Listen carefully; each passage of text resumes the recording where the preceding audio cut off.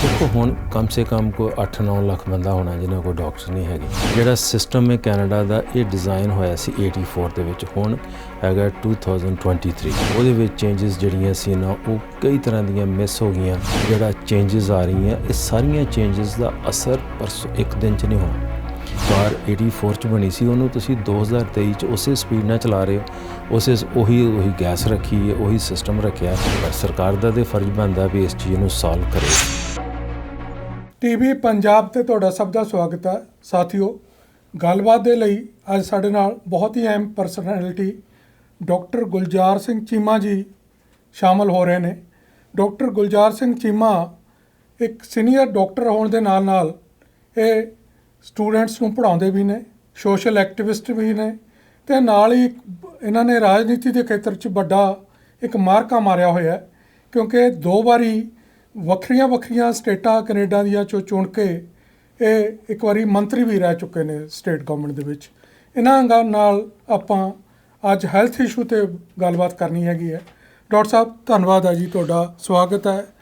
ਪਹਿਲਾਂ ਤਾਂ ਬਹੁਤ ਧੰਨਵਾਦ ਹੈ, ਤੁਸੀਂ ਸਾਨੂੰ ਸਮਾਂ ਦਿੱਤਾ। ਦੂਸਰਾ, ਤੁਹਾਡਾ ਸਵਾਗਤ ਹੈ ਸਾਡੇ ਨਾਲ ਗੱਲਬਾਤ ਕਰਨ ਲਈ। ਦੇਖੋ ਮਾਨ ਸਾਹਿਬ, ਥੈਂਕ ਯੂ ਸੋ ਮਚ। ਤੁਹਾਡੇ ਸਾਰੇ ਪ੍ਰੋਗਰਾਮ ਦੇਖਣ ਵਾਲਿਆਂ ਨੂੰ ਮੇਰੇ ਵੱਲੋਂ ਪਿਆਰ ਭਰੀ ਸਤਿ ਸ਼੍ਰੀ ਅਕਾਲ ਅਤੇ good afternoon and good day. I think ਤੁਸੀਂ ਆਏ ਹੋ ਮੇਰੇ ਕੋਲ, ਸੋ ਆਈ ਐਮ ਸੋ ਗ੍ਰੇਟਫੁਲ ਕਿ ਮੇਰੇ ਕੋ ਆਈ ਹੈਵ ਦਿਸ ਓਪਰਚੁਨਿਟੀ ਵੀ ਮੈਂ ਸਾਰਿਆਂ ਨਾਲ ਗੱਲਬਾਤ ਕਰ ਸਕਾਂ। ਇਹ ਜਿਹੜੀ ਗੱਲਬਾਤ ਹੈ, ਮੈਂ ਜਿਸ ਤਰ੍ਹਾਂ ਤੁਸੀਂ ਸਵਾਲ ਪੁੱਛੋਗੇ ਮੈਂ ਬੜੇ ਸਟ੍ਰੇਟ ਫਾਰਵਰਡ ਤਰੀਕੇ ਨਾਲ ਜਵਾਬ ਦੇਣੇ ਨੇ। ਉਹਦੇ ਵਿੱਚੋਂ ਕੋਈ ਮੈਂ ਕੱਟ-ਵੱਢ ਨਹੀਂ ਕਰਨਾ, ਕਿਉਂਕਿ ਜੋ ਮੇਰਾ ਸ਼ੁਰੂ ਦਾ ਮੇਰਾ ਕੰਮ ਹੈ ਕਿ ਜੋ ਮੈਂ ਦੇਖਦਾ, ਮੈਂ ਜੋ ਕਰਦਾ, ਜੋ ਮੈਂ ਸੁਣਦਾ, ਉਹੀ ਗੱਲ ਕਰਾਂਗਾ। ਅਤੇ ਪਰ ਜਿਹੜੀ ਗੱਲ ਹੈ ਕਿ ਜੇ ਕਿਸੇ ਦੇ ਮਨ ਦੇ ਵਿੱਚ ਕੋਈ ਗੱਲ ਰਹਿ ਜਾਂਦੀ ਹੈ, ਕੋਈ ਤੁਹਾਡੇ ਨਾਲ ਤੁਹਾਨੂੰ ਈਮੇਲ ਕਰ ਦੇਣਾ, ਆਪਾਂ ਉਹਦਾ ਜਵਾਬ ਫਿਰ ਦੇ ਦਾਂਗੇ। ਅਤੇ ਡਾਕਟਰ ਸਾਹਿਬ, ਹੈਲਥ ਕ੍ਰਾਈਸਿਸ ਹੈ ਜਿਹੜਾ ਬ੍ਰਿਟਿਸ਼ ਕੋਲੰਬੀਆ ਵਿੱਚ, ਉਹ ਕਾਫੀ ਵੱਡਾ ਹੈਗਾ, ਕਿਉਂਕਿ ਬਹੁਤ ਸਾਰੇ ਐਸੇ ਲੋਕ ਨੇ, ਸਾਡੇ ਐਸੇ ਨਾਗਰਿਕ ਨੇ ਜਿਨ੍ਹਾਂ ਦੇ ਕੋਲ ਡਾਕਟਰ ਨਹੀਂ, ਫੈਮਿਲੀ ਪ੍ਰੈਕਟੀਸ਼ਨਰ ਨਹੀਂ ਹੈਗੇ, ਉਹਨਾਂ ਨੂੰ ਦੇਖਣ ਵਾਲਾ ਕੋਈ ਨਹੀਂ ਹੁੰਦਾ ਜਦੋਂ ਹੈਲਥ ਕ੍ਰਾਈਸਿਸ ਆ ਜਾਂਦਾ। ਤਾਂ ਐਕਸਪਰਟ ਦੀ ਤਾਂ ਗੱਲ ਬਾਅਦ ਦੀ ਹੈ, ਅਤੇ ਉਹਦੇ ਲਈ ਕੀ ਕਹੋਗੇ ਡਾਕਟਰ ਸਾਹਿਬ? ਦੇਖੋ, ਪਹਿਲੀ ਗੱਲ ਤਾਂ ਇਹ ਹੈ ਕਿ ਮਾਨ ਸਾਹਿਬ ਕਿ ਅੱਜ ਹੈਗੀ 6 ਫਰਵਰੀ, ਆਪਣਾ ਸੋਮਵਾਰ ਹੈ। ਕੱਲ੍ਹ ਨੂੰ ਕੈਨੇਡਾ ਵਿੱਚ ਇੱਕ ਮੇਜਰ ਕਾਨਫਰੰਸ ਹੋ ਰਹੀ ਹੈ, ਜਿਹੜੀ ਕਿ ਪ੍ਰਾਈਮ ਮਿਨਿਸਟਰ ਦੇ ਨਾਲ ਪ੍ਰੀਮੀਅਰਸ ਨੇ ਮਿਲਣਾ। ਇਹੋ ਹੀ ਜਿਹੜਾ ਮੁੱਦਾ ਜਿਹੜਾ ਤੁਸੀਂ ਗੱਲ ਕਰਦੇ ਪਏ ਹੋ, ਐਕਚੁਅਲੀ ਤਕਰੀਬਨ ਉਹਦੇ ਵਾਸਤੇ ਇਹ ਗੱਲਾਂ ਬਾਤਾਂ ਚੱਲਦੀਆਂ ਪਈਆਂ ਨੇ, ਕਿਉਂਕਿ ਇਕੱਲਾ BC ਵਿੱਚ ਨਹੀਂ, ਕੈਨੇਡਾ ਦੇ ਵਿੱਚ ਵੀ ਬਹੁਤ ਸਾਰੇ ਲੋਕ ਨੇ ਜਿਨ੍ਹਾਂ ਕੋਲ ਪ੍ਰਾਇਮਰੀ ਡਾਕਟਰ ਨਹੀਂ ਹੈਗਾ। ਬੜੀ ਮੁਸ਼ਕਲ ਆ ਰਹੀ ਸੀ। ਅਤੇ ਪਹਿਲੀ ਗੱਲ ਦੱਸਾਂ ਵੀ ਇਹ ਜਿਹੜੀ ਇਸ਼ੂ ਹੈ ਹਫ਼ਤੇ 'ਚ ਨਹੀਂ ਡਿਵੈਲਪ ਹੋਇਆ, ਅਤੇ ਨਾ ਇਹ 5 ਸਾਲਾਂ 'ਚ। ਇਹ ਜਿਹੜਾ ਇਸ਼ੂ ਹੈ ਨਾ ਹੌਲੀ ਸਾਰੇ ਕੰਟਰੀ ਵਿੱਚ ਡਿਵੈਲਪ ਹੋਇਆ, ਅਤੇ ਕਈ ਕਾਰਨ ਨੇ ਇਹਦੇ। ਪਾਪੂਲੇਸ਼ਨ ਦਾ ਕਾਰਨ ਨੇ, ਸੈਕਿੰਡ ਹੈਗਾ ਵੀ ਜਿਹੜੇ ਡਾਕਟਰ ਪ੍ਰੈਕਟਿਸ ਕਰਦੇ ਸੀ ਉਹਨਾਂ ਦੀ ਏਜ ਆਫ ਰਿਟਾਇਰਮੈਂਟ ਦੇ ਇਸ਼ੂ ਆ ਗਏ। ਇਸ ਤੋਂ ਇਲਾਵਾ ਜਿਹੜਾ ਸੀ, ਕਿਉਂਕਿ ਜਿਹੜਾ ਸਿਸਟਮ ਹੈ ਕੈਨੇਡਾ ਦਾ ਇਹ ਡਿਜ਼ਾਈਨ ਹੋਇਆ ਸੀ 84 ਦੇ ਵਿੱਚ, ਹੁਣ ਹੈਗਾ 2023। ਅਤੇ 2023 ਦੇ ਅਤੇ 84 ਦੇ ਵਿੱਚ ਬੜਾ ਫਰਕ ਹੈ। ਉਹਦੇ ਵਿੱਚ ਚੇਂਜਸ ਜਿਹੜੀਆਂ ਸੀ ਨਾ ਉਹ ਕਈ ਤਰ੍ਹਾਂ ਦੀਆਂ ਮਿਸ ਹੋ ਗਈਆਂ। ਕਈ ਵਾਰੀ ਇਹ ਜਿਹੜੀ ਫੈਡਰਲ ਗੌਰਮੈਂਟ ਫੰਡ ਕਰਦੀ ਹੈ, ਪਰ ਪ੍ਰੋਵਿੰਸ ਫੈਸਲਾ ਕਰਦਾ ਵੀ ਡਿਲੀਵਰੀ ਕਿਸ ਤਰ੍ਹਾਂ ਕਰਨੀ ਹੈ। ਸੋ ਬੜਾ ਕੰਪਲੈਕਸ ਇਸ਼ੂ ਹੈ। ਇਹਨੂੰ ਕੋਈ ਤਾਂ ਨਾ ਤਾਂ ਆਪਾਂ ਕਿਸੇ ਇੱਕ ਸਰਕਾਰ ਨੂੰ ਬਲੇਮ ਕਰ ਸਕਦੇ ਹਾਂ, ਅਤੇ ਨਾ ਕਿਸੇ ਇੱਕ ਵਿਅਕਤੀ ਨੂੰ ਬਲੇਮ ਕਰ ਸਕਦੇ ਹਾਂ। ਸਿਸਟਮ ਜਿਹੜਾ ਨਾ ਗੜਬੜ ਹੋ ਗਈ, ਤਾਂ ਉਸ ਸਿਸਟਮ ਨੂੰ ਗੜਬੜ ਨੂੰ ਠੀਕ ਕਰਨ ਵਾਸਤੇ ਸਾਰੇ ਹੀ ਜਿਹੜੇ ਇਹਨਾਂ ਕੰਮ ਕਰਦੇ ਪਏ ਨੇ। ਅਤੇ ਮੈਂ ਸਮਝਦਾ ਵੀ ਉਹਦੇ ਵਿੱਚੋਂ ਜਿਹੜਾ ਪ੍ਰਾਇਮਰੀ ਡਾਕਟਰ ਹੈ ਜਾਂ ਜਿਹੜੀਆਂ ਹੈਲਥ ਕੇਅਰ ਸਰਵਿਸਿਜ਼ ਨੇ, ਆਉਣ ਵਾਲੇ ਸਮੇਂ ਵਿੱਚ ਤੁਸੀਂ ਕਾਫੀ ਇੰਪਰੂਵਮੈਂਟ ਇਹਦੀ ਵੇਖੋਗੇ। ਮੈਂ ਪਿਛਲੇ ਕੋਈ ਸਮਝਦਾ ਵੀ 2-3 ਮਹੀਨਿਆਂ ਵਿੱਚ ਵੀ ਕਾਫੀ ਐਕਸ਼ਨ ਹੋਇਆ। BC ਨੇ ਪਹਿਲਾਂ ਆਪਾਂ ਕੋਈ ਸਰੀ ਵਿੱਚ ਗੱਲ ਕਰਨੇ ਪਿਆ। BC ਵਿੱਚ ਉਹਨਾਂ ਨੇ ਪਹਿਲਾਂ ਆਪਣਾ ਸਾਡਾ ਡਾਕਟਰ ਦਾ ਜਿਹੜਾ ਇਸ਼ੂ ਸੀ ਬੜਾ ਵੱਡਾ ਸੀ ਕਿ ਕਿਸ ਤਰ੍ਹਾਂ ਅਸੀਂ ਪੇਸ਼ੈਂਟ ਦੇਖਦੇ ਹਾਂ, ਕਿੰਨੇ ਪੇਸ਼ੈਂਟ ਦੇਖਦੇ ਹਾਂ, ਕਿੰਨਾ ਟਾਈਮ ਦਿੰਦੇ ਹਾਂ, ਕਿਸ ਤਰੀਕੇ ਨਾਲ ਅਸੀਂ ਲੋਕਾਂ ਨੂੰ ਹੈਲਪ ਜ਼ਿਆਦਾ ਕਰ ਸਕਦੇ ਹਾਂ। ਸੋ ਕਾਫੀ ਜਿਹੜਾ ਨਾ BC ਗੌਰਮੈਂਟ ਨੇ ਡਾਕਟਰਸ ਆਫ BC ਨਾਲ ਮਿਲ ਕੇ ਬੜਾ ਸੋਹਣਾ ਇੱਕ ਪ੍ਰੋਗਰਾਮ ਲੈ ਕੇ ਆਏ ਨੇ। ਕਾਫੀ ਲੋਕਾਂ ਨੇ ਉਹ ਸਾਈਨ ਕੀਤਾ, ਕਈਆਂ ਨੇ ਨਹੀਂ ਵੀ ਕੀਤਾ ਹੋਣਾ, ਮੈਨੂੰ ਇਹ ਨਹੀਂ ਪਤਾ, ਪਰ ਮੈਂ ਸਮਝਦਾ ਵੀ ਸਾਨੂੰ ਪੂਰੀ ਟਰਾਈ ਕਰਨੀ ਚਾਹੀਦੀ ਹੈ। ਡਿਫਰੈਂਟ ਮਾਡਲ ਹੈ, ਸੋ ਉਹਦੇ ਨਾਲ ਵੀ ਫਰਕ ਪੈਣਾ। ਪਰ ਜਿਹੜਾ ਤੁਹਾਡਾ ਸਵਾਲ ਹੈ, ਉਹ ਬੇਸਿਕ ਜਿਹੜਾ ਸਵਾਲ ਹੈ ਨਾ, ਉਹ ਇਕੱਲੇ ਕਿਸੇ ਕੋਲ ਉਹਦਾ ਆਨਸਰ ਨਹੀਂ ਹੈਗਾ। ਉਹ ਜਿੰਨੀ ਦੇਰ ਤੱਕ ਜਿਹੜੀ ਏਜਿੰਗ ਪਾਪੂਲੇਸ਼ਨ ਦੇ ਇਸ਼ੂਜ਼ ਬੜੇ ਨੇ, ਟੈਕਨੋਲੋਜੀ ਵੱਧ ਗਈ, ਲੋਕਾਂ ਦੀਆਂ ਐਕਸਪੈਕਟੇਸ਼ਨ ਉਸ ਤਰ੍ਹਾਂ, ਪਰਸਨਲ ਕੇਅਰ ਹੋਮ ਦੇ ਇਸ਼ੂਜ਼ ਬੜੇ ਨੇ, ਫਿਰ ਕੋਵਿਡ-19 ਆ ਗਿਆ। ਕੋਵਿਡ-19 ਦੇ ਵਿੱਚ 3 ਸਾਲਾਂ ਦਾ ਬਿਲਕੁਲ ਹੀ ਸਾਰਾ ਕੰਮ ਠੱਪ ਹੋ ਗਿਆ। ਉਸ ਟਾਈਮ ਦੇ ਵਿੱਚ ਮਾਨਸਿਕ ਰੋਗ ਲੋਕਾਂ ਦੇ ਵੱਧ ਕੇ ਉਸ ਇਸ਼ੂ ਨੂੰ ਥੋੜ੍ਹੀ ਜਿਹੀ ਅਟੈਂਸ਼ਨ ਨਹੀਂ ਮਿਲੀ। ਸੋ ਓਵਰਆਲ ਜਿਹੜਾ ਕੰਮ ਹੈ ਨਾ, ਇਸ ਸਮੇਂ 'ਤੇ ਮੈਂ ਸਮਝਦਾ ਵੀ ਤੁਸੀਂ ਇਹ ਚੰਗਾ ਕੀਤਾ ਕਿ ਅੱਜ ਆਏ ਹੋ, ਅਤੇ ਤੁਸੀਂ ਉਹ ਪ੍ਰੋਗਰਾਮ ਜਿਹੜਾ ਕਿ ਕੱਲ੍ਹ ਸਾਰੇ ਕੈਨੇਡਾ ਦੇ ਵਿੱਚ ਹਰ ਇੱਕ ਜਿਹੜੇ ਨਾ ਮੀਡੀਆ ਆਊਟਲੈਟ ਨੇ ਫੋਕਸ ਕਰਨਾ, ਤੁਸੀਂ ਪਹਿਲਾਂ ਹੀ ਕਰਦੇ ਪਏ ਹੋ ਕਿ ਇਹ ਜ਼ਰੂਰੀ ਕੰਮ ਹੈ, ਇਹਨੂੰ ਸੋਲਵ ਕਿਸ ਤਰ੍ਹਾਂ ਕਰਨਾ। ਸੋ ਹੌਲੀ ਹੌਲੀ ਸੋਲਵ ਹੋਣਗੀਆਂ, ਪ੍ਰੋਬਲਮ ਇੱਕਦਮ ਨਹੀਂ ਹੋਣੀਆਂ। ਡਾਕਟਰ ਸਾਹਿਬ, ਇਹ ਜੇ ਆਪਾਂ ਦੇਖੀਏ ਗੈਪ ਕਿੱਡਾ ਕੁ ਵੱਡਾ ਹੈਗਾ ਕਿ ਇਸ ਟਾਈਮ 'ਤੇ ਜੇ ਆਪਾਂ ਬ੍ਰਿਟਿਸ਼ ਕੋਲੰਬੀਆ ਦੀ ਗੱਲ ਹੀ ਕਰ ਲਈਏ ਤਾਂ ਕਿੰਨੇ ਕੁ ਡਾਕਟਰ ਐਕਚੁਅਲੀ ਚਾਹੀਦੇ ਹੈਗੇ ਨੇ ਅਤੇ ਕਿੰਨੇ ਕੁ ਹੈਗੇ ਨੇ, ਕਿੱਡਾ ਕੁ ਗੈਪ ਹੈਗਾ ਡਿਮਾਂਡ ਐਂਡ ਸਪਲਾਈ ਦੇ? ਦੇਖੋ, ਹੁਣ ਕਮ ਸੇ ਕਮ ਕੋਈ 8-9 ਲੱਖ ਬੰਦਾ ਹੋਣਾ ਜਿਹਨਾਂ ਕੋਲ ਡਾਕਟਰ ਨਹੀਂ ਹੈਗੇ, ਅਤੇ ਜਿਸ ਹਿਸਾਬ ਨਾਲ ਹੁਣ ਜਿਹੜਾ ਪ੍ਰੈਜ਼ੈਂਟ ਮਾਡਲ ਹੈ ਇਹ ਥੋੜ੍ਹੀ ਜਿਹੀ ਹੈਲਪ ਕਰੇਗਾ, ਪਰ ਥੋੜ੍ਹਾ ਜਿਹਾ ਐਕਸਪੈਂਡ ਕਰਨਾ ਪੈਣਾ। ਉਹਦੇ ਵਿੱਚੋਂ ਇਹਨਾਂ ਨੇ ਕਾਫੀ ਤਰੀਕੇ ਨਾਲ, ਪ੍ਰੋਵਿੰਸ ਨੇ ਕਿਹਾ ਵੀ ਅਸੀਂ ਜਿਹੜੇ ਡਾਕਟਰ ਫੋਰਨ ਟ੍ਰੇਨ ਨੇ ਉਹਨਾਂ ਵਾਸਤੇ ਪ੍ਰੋਗਰਾਮ ਲੈ ਕੇ ਆ ਰਹੇ ਹਾਂ, ਉਹਨਾਂ ਨੂੰ ਅਸਿਸਟੈਂਟ ਪ੍ਰੋਗਰਾਮ ਸ਼ੁਰੂ ਕਰਨਾ। ਕਈ ਤਰ੍ਹਾਂ ਦਾ ਜਿਹੜਾ ਮਾਡਲ ਹੈ ਨਾ ਮਿਕਸ, ਉਹਦੇ ਨਾਲ ਫ਼ਰਕ ਪਏਗਾ। ਪਰ ਓਵਰਆਲ ਜਿਹੜਾ ਨਾ ਇਕੱਲਾ ਡਾਕਟਰਾਂ ਦਾ ਕੰਮ ਨਹੀਂ ਹੈਗਾ, ਨਰਸ ਪ੍ਰੈਕਟੀਸ਼ਨਰ ਨੂੰ ਇਹਨਾਂ ਨੇ ਅਲਾਓ ਕੀਤਾ ਪ੍ਰੈਕਟਿਸ ਕਰਨ ਦੇ ਵਾਸਤੇ। ਫਾਰਮਾਸਿਸਟ ਜਿਹੜੇ ਨੇ ਉਹ ਵੀ ਮੈਡੀਸਨ ਪ੍ਰਸਕ੍ਰਾਈਬ ਕਰ ਸਕਦੇ ਹਨ। ਜਿਹੜਾ ਓਵਰਆਲ ਜਿਹੜਾ ਚੇਂਜਸ ਆ ਰਹੀਆਂ, ਇਹ ਸਾਰੀਆਂ ਚੇਂਜਸ ਦਾ ਅਸਰ ਪਰਸੋਂ ਇੱਕ ਦਿਨ 'ਚ ਨਹੀਂ ਹੋਣਾ, ਇਹਨੂੰ ਹੌਲੀ ਹੌਲੀ ਟਾਈਮ ਦੇ ਨਾਲ ਹੋਣਾ। ਸੋ ਮੈਂ ਹਮੇਸ਼ਾ ਕਿਹਾ ਵੀ ਜਿਹੜਾ ਸਿਸਟਮ, ਜਿਹੜੀ ਕਾਰ 84 'ਚ ਬਣੀ ਸੀ, ਉਹਨੂੰ ਤੁਸੀਂ 2023 'ਚ ਉਸੇ ਸਪੀਡ ਨਾਲ ਚਲਾ ਰਹੇ ਹੋ, ਉਹੀ ਗੈਸ ਰੱਖੀ ਹੈ, ਉਹੀ ਸਿਸਟਮ ਰੱਖਿਆ। ਸੋ ਹੈਲਥ ਕੇਅਰ ਸਿਸਟਮ ਤਾਂ ਸਾਰਾ ਦੁਨੀਆ 'ਚ ਬਦਲ ਗਿਆ। ਪਹਿਲਾਂ ਇੱਕ ਟੈਸਟ ਹੁੰਦਾ ਸੀ, ਫਿਰ 2 ਹੋ ਗਏ, 3 ਹੋ ਗਏ, 4 ਹੋ ਗਏ, ਲੋਕਾਂ ਦੀਆਂ ਐਕਸਪੈਕਟੇਸ਼ਨਸ ਵੱਧ ਗਈਆਂ। ਕਰੋਨਿਕ ਡਿਜ਼ੀਜ਼ ਦਾ ਜਿਹੜਾ ਮਾਹੌਲ ਬੜਾ ਵੱਡਾ ਹੋ ਗਿਆ, ਜਿਹੜਾ ਕਿ ਸੋਲਵ ਨਹੀਂ ਹੋ ਰਿਹਾ। ਲੋਕ ਬਿਮਾਰ ਜ਼ਿਆਦਾ ਹੋਣੇ ਸ਼ੁਰੂ ਹੋ ਗਏ, ਲੋਕਾਂ ਨੇ ਆਪਣੀ ਐਕਸਰਸਾਈਜ਼ ਨਹੀਂ ਕੀਤੀ, ਮੈਨੇਜ ਨਹੀਂ ਕੀਤਾ। ਸੋ ਕਿਉਂਕਿ ਉਹਨਾਂ ਨੂੰ ਪੈਂਡੈਮਿਕ ਦੇ ਟਾਈਮ ਦੇ ਵਿੱਚ ਮੁਸ਼ਕਲਾਂ ਪੈ ਗਈਆਂ। ਸੋ ਓਵਰਆਲ ਜਿਹੜਾ ਨਾ, ਪਰ ਸਰਕਾਰ ਦਾ ਤਾਂ ਫਰਜ਼ ਬਣਦਾ ਵੀ ਇਸ ਚੀਜ਼ ਨੂੰ ਸੋਲਵ ਕਰੇ। ਸੋ ਜਿਹੜੇ ਆਪਣਾ ਪ੍ਰੋਗਰਾਮ ਤੁਹਾਡਾ ਦੇਖਣ ਵਾਲੇ ਨੇ, ਉਹਨਾਂ ਨੂੰ ਮੈਂ ਸਰ ਐਕਸਪਲੇਨ ਕਰਨਾ ਚਾਹੁੰਦਾ ਵੀ ਜਿਹੜੀ ਸਰਵਿਸ ਹੈ ਉਹ ਪ੍ਰੋਵਿੰਸ ਵਾਲੇ ਉਹਨੂੰ ਮੈਨੇਜ ਕਰਦੇ ਨੇ। ਜਿਹੜੀ ਫੰਡਿੰਗ ਹੈ ਕੁਛ ਆਉਂਦੀ ਹੈ ਫੈਡਰਲ ਗੌਰਮੈਂਟ ਤੋਂ, ਕੁਛ ਆਉਂਦੀ ਹੈ ਪ੍ਰੋਵਿੰਸ ਤੋਂ। ਹੁਣ ਐਟ ਪ੍ਰੈਜ਼ੈਂਟ ਮੇਰੇ ਖਿਆਲ 23% ਤਕਰੀਬਨ ਫੰਡਿੰਗ ਆਉਂਦੀ ਹੈ ਫੈਡਰਲ ਗੌਰਮੈਂਟ ਦੀ, ਬਾਕੀ ਜਿਹੜੀ ਹੈ ਪ੍ਰੋਵਿੰਸ ਫੰਡ ਕਰਦਾ। ਆਲਮੋਸਟ ਜਿੰਨੇ ਸਾਰੇ ਪ੍ਰੋਵਿੰਸ ਨੇ ਕੰਟਰੀ ਵਿੱਚ, ਤਕਰੀਬਨ ਮੇ ਵੀ ਉਹਨਾਂ ਦਾ 40-45% ਰਫਲੀ ਬਜਟ ਹੈਲਥ ਕੇਅਰ 'ਤੇ ਖਰਚ ਹੋ ਰਿਹਾ। ਸੋ ਹੈਲਥ ਕੇਅਰ 'ਤੇ ਬਜਟ ਤਾਂ ਬਹੁਤ ਹੈ, ਪਰ ਜਿਹੜੀਆਂ ਉਹਦੀਆਂ ਜ਼ਰੂਰਤਾਂ ਵੱਧ ਗਈਆਂ ਨੇ, ਉਹ ਹੁਣ ਇਹਨਾਂ ਨੂੰ ਸਟ੍ਰੀਮਲਾਈਨ ਕਰਨਾ ਪੈਣਾ ਕਿ ਮੈਂਟਲ ਹੈਲਥ ਨੂੰ ਕਿੰਨਾ ਦੇਣਾ, ਹੋਮ ਕੇਅਰ ਨੂੰ ਕਿੰਨਾ ਤੁਸੀਂ ਦੇਣਾ, ਫੈਮਿਲੀ ਡਾਕਟਰਸ ਨੂੰ ਕਿਸ ਤਰ੍ਹਾਂ ਤੁਸੀਂ ਰੱਖਣਾ, ਜਾਂ ਜਿਹੜੇ ਛੱਡ ਕੇ ਜਾ ਰਹੇ ਸੀ ਉਹਨਾਂ ਨੂੰ ਵਾਪਸ ਕਿਸ ਤਰ੍ਹਾਂ ਲਿਆਉਣਾ, ਜਿਹੜੇ ਨਿਊ ਗ੍ਰੈਜੂਏਟਸ ਨੇ ਉਹਨਾਂ ਨੂੰ ਕਿਸ ਤਰ੍ਹਾਂ ਅਟਰੈਕਟ ਕਰਨਾ। ਜੇ ਤੁਸੀਂ ਸਮਝੇ ਜਿਸ ਤਰ੍ਹਾਂ ਤੁਸੀਂ ਮੇਰੇ ਆਫਿਸ ਵਿੱਚ ਹੋ, ਜੇ ਹੁਣ ਇਸ ਆਫਿਸ ਵਿੱਚ ਇੱਕ ਡਾਕਟਰ ਕੰਮ ਕਰਦਾ, ਉਹ ਤਾਂ ਅਫੋਰਡ ਹੀ ਨਹੀਂ ਕਰ ਸਕਦਾ, ਉਹਦੀ ਤਾਂ ਸਤਿ ਸ੍ਰੀ ਅਕਾਲ ਹੈ, ਉਹਨੇ ਕੁਛ ਨਹੀਂ ਹੋਣਾ ਉਹਦੇ ਕੋਲੋਂ, ਕਿਉਂਕਿ ਘਰੋਂ ਆਪਣੇ ਪੈਸੇ ਖਰਚ ਕਰਕੇ ਸਰਵਿਸ ਨਹੀਂ ਹੁੰਦੀ। ਇਹ ਪਿਛਲੇ 3-4 ਸਾਲਾਂ ਦੇ ਵਿੱਚ ਜਿਹੜੇ ਹੌਸਪੀਟਲ 'ਚ ਡਾਕਟਰ ਕੰਮ ਕਰਦੇ ਸੀ, ਤਕਰੀਬਨ 4 ਲੱਖ ਉਹਨਾਂ ਦੀ ਪੇ ਬਣਦੀ ਸੀ। ਜਿਹੜੇ ਹੁਣ ਇੱਥੇ ਕਰਦੇ ਸੀ ਕੰਮ ਕਰਨ ਵਾਲੇ, ਉਹਨਾਂ ਦਾ ਬੜਾ ਮੁਸ਼ਕਿਲ ਸੀ। ਸੋ ਇਹ ਗੱਲਾਂ ਜਿਹੜੀਆਂ ਨਾ ਲੋਕ ਭੁੱਲ ਜਾਂਦੇ ਨੇ ਵੀ ਫਿਜ਼ੀਸ਼ੀਅਨ ਇਕੱਲਾ ਜੋ ਤੁਸੀਂ, ਜੇ ਤੁਹਾਨੂੰ ਕੋਈ ਵੇਖਣ ਆ ਰਿਹਾ, ਉਹ ਸਾਰੇ ਪੈਸੇ ਤੁਹਾਡੀ ਜੇਬ 'ਚ ਨਹੀਂ ਜਾ ਰਹੇ। ਉਹਦੇ ਵਿੱਚ ਤੁਸੀਂ ਆਪਣਾ ਰੈਂਟ ਦੇਣਾ, ਆਪਣੀ ਇੰਸ਼ੋਰੈਂਸ ਦੇਣੀ, ਆਪਣੀ ਵੇਜਸ ਦੇਣੀਆਂ, ਆਪਣਾ ਬਿਜਲੀ ਦਾ ਖਰਚਾ, ਜੋ ਵੀ ਬਿਜ਼ਨਸ ਹੈ, ਇੱਕ ਕਿਸਮ ਦਾ ਇੱਕ ਪਾਰਟ ਆਫ ਬਿਜ਼ਨਸ ਹੈ। ਤੁਸੀਂ 40% ਤੁਹਾਡਾ ਗਿਆ, ਉਹ ਫਿਰ ਸਾਰੇ ਦੇਖ ਕੇ ਬੜੇ ਹੈਰਾਨ ਹੋ ਜਾਂਦੇ ਵੀ ਡਾਕਟਰ ਤਾਂ ਕੋਈ ਪੈਸੇ ਨਹੀਂ ਬਣਾ ਰਹੇ, ਅਤੇ ਸਮਝ 'ਚ ਇਹਨਾਂ ਨੂੰ ਬਾਅਦ 'ਚ ਆਇਆ ਵੀ ਇਹਦੇ ਕੰਮ ਬੜਾ ਖ਼ਰਾਬ ਹੋ ਗਿਆ। ਕੌਣ ਆ ਕੇ ਪ੍ਰੈਕਟਿਸ ਕਰੇਗਾ? ਤੁਸੀਂ ਆਪਣੇ ਬੱਚੇ ਨੂੰ 5 ਸਾਲ ਭੇਜੋਗੇ ਬਾਹਰ ਖਰਚਾ ਕਰਕੇ, ਅਤੇ ਮੁੜ ਕੇ ਆ ਕੇ ਅਤੇ ਉਹਦੇ ਨਾਲੋਂ ਕੋਈ ਜਿਹੜਾ ਹੋਰ ਕੋਈ ਪ੍ਰੋਫੈਸ਼ਨਲ ਹੈ ਉਹ ਜ਼ਿਆਦਾ ਪੈਸੇ ਬਣਾ ਰਿਹਾ, ਅਤੇ ਉਹ ਤੁਹਾਡੀ ਇਨਵੈਸਟਮੈਂਟ ਕਿੱਥੇ ਜਾਣੀ ਹੈ। ਸੋ ਇਹ ਤਾਂ ਇੱਕ ਪਹਿਲੂ ਹੈ। ਸੈਕਿੰਡ ਪਹਿਲੂ ਵਿੱਚ ਜਿਹੜੇ ਫੋਰਨ ਗ੍ਰੈਜੂਏਟਸ ਨੇ ਉਹਨਾਂ ਨੂੰ ਲਿਆਉਣ ਲੱਗਿਆਂ ਤਾਂ ਬੜਾ ਵੈਲਕਮ ਹੁੰਦਾ ਵੀ ਤੁਸੀਂ ਆਓ ਜੀ, ਤੁਹਾਡੇ ਪੁਆਇੰਟਸ ਮਿਲੇ ਨੇ, ਸਿਸਟਮ ਹੈਗਾ, ਤੁਸੀਂ ਆਓ, ਕੈਨੇਡਾ ਤੁਹਾਨੂੰ ਜੀ ਆਇਆਂ ਕਹਿੰਦਾ। ਪਹਿਲੀ ਗੱਲ ਤਾਂ ਪਰ ਸੈਕਿੰਡ ਹੈਗਾ ਵੀ ਜਿਹੜੇ ਜਦੋਂ ਆ ਜਾਂਦੇ ਨੇ ਉਹਨਾਂ ਨੂੰ ਫਿਰ ਤੁਸੀਂ ਰਸਤਾ ਨਹੀਂ ਦਿੰਦੇ। ਰਸਤਾ ਦੇਣਾ ਅਤੇ ਉਹਨਾਂ ਨੂੰ ਦੱਸੋ, ਆਉਣ ਤੋਂ ਪਹਿਲਾਂ ਦੱਸੋ ਵੀ ਕੀ ਤੁਹਾਡਾ ਕੰਮ ਹੋਣਾ, ਤੁਹਾਨੂੰ ਕਿਹੜੀ ਕੁਆਲੀਫਿਕੇਸ਼ਨ ਦੀ ਜ਼ਰੂਰਤ ਹੈ। ਉਹ 'ਤੇ ਕੋਈ ਐਕਸਪਲੇਨੇਸ਼ਨ ਹੈ ਹੀ ਨਹੀਂ। ਇੱਥੇ ਆ ਕੇ ਪਹੁੰਚ ਜਾਂਦੇ ਨੇ ਅਤੇ ਉਹਨਾਂ ਨੇ ਗੁੱਸੇ ਹੁੰਦੇ ਨੇ ਫਿਰ ਵੀ ਤੁਸੀਂ ਇੱਥੇ ਆ ਕੇ ਫਸ ਗਏ ਅਸੀਂ। ਇਹ ਡਾਕਟਰ ਸਾਹਿਬ ਡਾਈਕੋਟਮੀ ਇਹੀ ਹੈਗੀ ਹੈ ਕਿ ਦੇਖੋ, ਇੱਕ ਪਾਸੇ ਤਾਂ ਜਿਹੜੀ ਇੱਥੋਂ ਦੀ ਜਿਹੜੀ ਸਟੇਟ ਗਵਰਨਮੈਂਟ ਹੈ, ਇੱਕ ਪਾਸੇ ਤਾਂ ਜਿਹੜੇ ਡਾਕਟਰ ਉੱਥੋਂ ਆ ਜਾਂਦੇ ਨੇ ਪ੍ਰੋਫੈਸ਼ਨਲ, ਇੰਡੀਆ ਦੇ ਬੜੇ ਅੱਛੇ ਡਾਕਟਰ ਆਪਾਂ ਮੰਨਦੇ ਹੈਗੇ ਜਿਹੜੇ ਜਿਨ੍ਹਾਂ ਨੇ ਉੱਥੋਂ ਐਜੂਕੇਸ਼ਨ ਲਈ ਹੈਗੀ ਹੈ।